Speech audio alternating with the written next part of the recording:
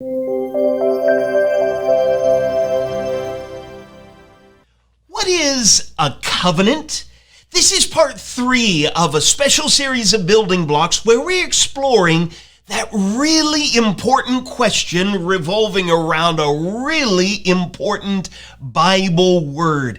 Can you open your Bible with me to Isaiah 55, right in the middle of your Bible? You need your Bible open. This is Bible class, and we're going to be reading from Isaiah 55 as we continue to explore what is a covenant. Now, we learned in parts 1 and 2 of this series that a covenant is a relationship based on promises. In part 1, we studied the first covenant, where God promised never to flood the entire world ever again with water, a covenant that he made with all living things. In part 2, we moved into God's special relationship with the descendants of Abraham, the children of Israel. And even early on in that study, we learned this is how God was going to solve the problem of sin, by establishing this special relationship with the children of Israel. So special that he promised to dwell among them in the tabernacle. He even gave them a special box covered with gold called the Ark of the Covenant, a symbol of his royal presence among them. But do you remember where we left off in part 2 of this series? We were back in Deuteronomy 28, a great example of just how seriously God takes covenants. Let me remind you what we read from verse 15, where God said, if you will not obey the voice of the Lord your God, or be careful to do all his commandments and his statutes that I command you today, then all these curses shall come upon you and overtake you. In Deuteronomy 28, and really throughout that book, God promised through Moses, if you will be faithful to this covenant, I will bless you. But if you are unfaithful in this covenant relationship with me, life is going to get really hard for you as the nation of Israel. One of the things he promised was exile, that he would use a mighty foreign nation to pick them up and remove them from the land he had promised to Abraham and his descendants. And a whole lot of our Old Testaments in our Bibles is telling the story of how the nation of Israel broke their covenant with God. They decided to worship other gods. They decided to turn their backs on the true living God, decided to ignore his law and do whatever they wanted to do. And so God fulfilled what he had promised, to allow them to be carried away from the land into captivity. But even in the darkest moments, there was always light. Is your Bible open there to Isaiah 55? I want you to listen as God, the one who had been faithful, once again reaches out to these descendants of Abraham. Start reading with me in Isaiah 55, verse 1, where God says, come, everyone who thirsts, come to the waters, and he who has no money, come, buy and eat. Come, buy wine and milk without money and without price. Why do you spend your money for that which is not bread, and your labor for that which does not satisfy? Listen diligently to me, and eat what is good, and delight yourselves in rich food. God is telling them, it's time for you to wake up. You've tried living on your own long enough.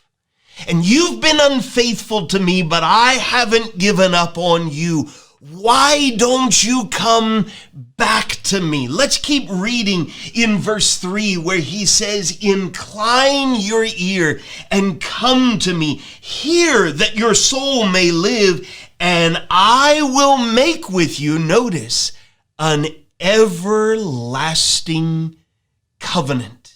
They had broken their covenant before. Now God is promising something new. Skip down in the same chapter to verse 6 where he says, seek the Lord while he may be found. Call upon him while he is near. Let the wicked forsake his way and the unrighteous man his thoughts. Let him return to the Lord that he may have compassion on him, and to our God, for he will abundantly pardon. God is willing to forgive these unfaithful people. Well, why would God, when he was the one who had been faithful, why would God be willing to forgive? Notice verses 8 and 9, where he says, my thoughts are not your thoughts, neither are your ways my ways, declares the Lord. For as the heavens are higher than the earth, so are my ways higher than your ways, and my thoughts than your thoughts. Human beings aren't always faithful. Human beings aren't always willing to forgive, especially those who have been unfaithful or hurtful to them. God isn't like us. God is better than us. God is holy. And even in the darkest sections of the Old Testament, he promises, I'm not through fulfilling my promise to bless the entire world through the descendants of Abraham. Now, God is promising something new, but what was it going to be like? What was this new covenant going to be all about? Let's go to the next book of the Bible. Can you find Jeremiah chapter 31, where we learn some special, precious things about this new covenant that God was going to make? In Jeremiah 31, beginning in verse 31, God essentially says, I need you to pay attention. Behold, the days are coming. Something is going to happen in the future. This is about 600 years before Jesus walked the earth. But God says something is coming in the future when I will make a new covenant. A new relationship based on promises with the house of Israel and the house of Judah. Not like the covenant that I made with their fathers on the day when I took them by the hand to bring them out of the land of Egypt. Let's just pause there for a moment. What's he talking about? Well, he's getting us to think about Mount Sinai, right? Where Moses leads the children of Israel to the base of that great mountain, and God tells them, I want you to be to me a kingdom of priests, a light in this world. And they hear what God has said, and they say, everything that he has said, we will do.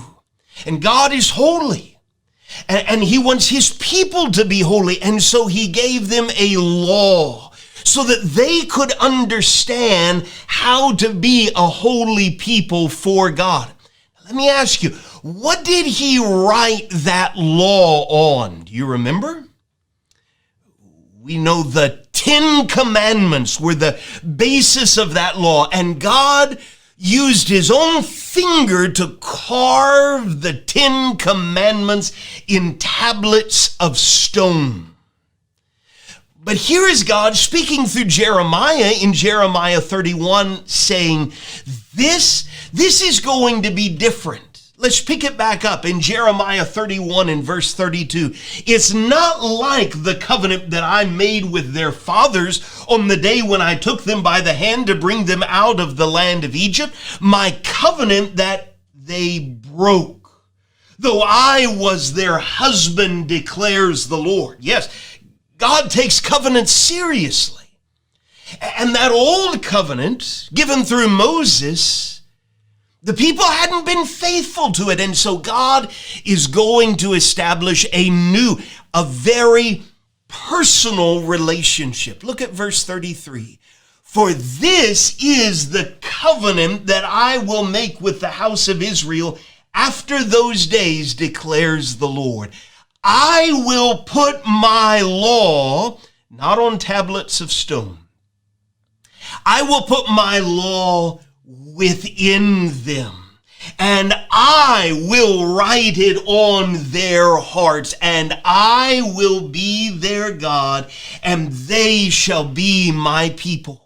No longer shall each one teach his neighbor and each his brother, saying, Know the Lord, for they shall all know me, from the least of them to the greatest, declares the Lord. I want you to think about that 34th verse, and your in-class teacher will talk a little bit about what God is saying there. How was this going to be different? Before we're done with this video, I want you to notice the great news at the end of verse 34. In this new, very personal relationship, God says, I will forgive their iniquity and I will remember their sin no more. The descendants of Abraham had sinned. They were guilty of iniquity. They had been unfaithful, and God promises, I'm going to establish a new relationship where I will forgive them. I will write the law on their hearts. And it's still the same aim. All the way back in Leviticus, in talking about that old law of Moses, the old covenant, what was the aim of that? Listen to Leviticus 26 and verse 12.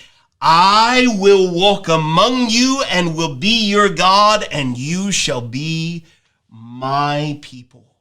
You know what the aim, the goal of this new covenant would be? Did you hear it in Jeremiah 31, verse 33?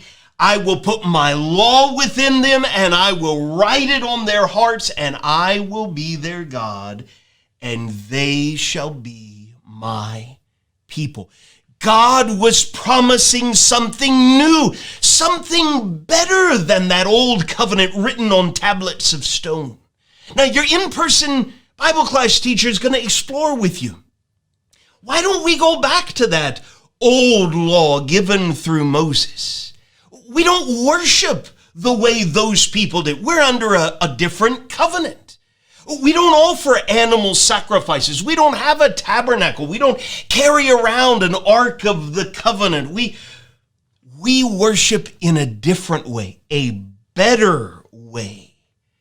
We'll explore that even more in part 4 of this series. But in the meantime, thank you so much for building with me, learning about this great Bible word, covenant.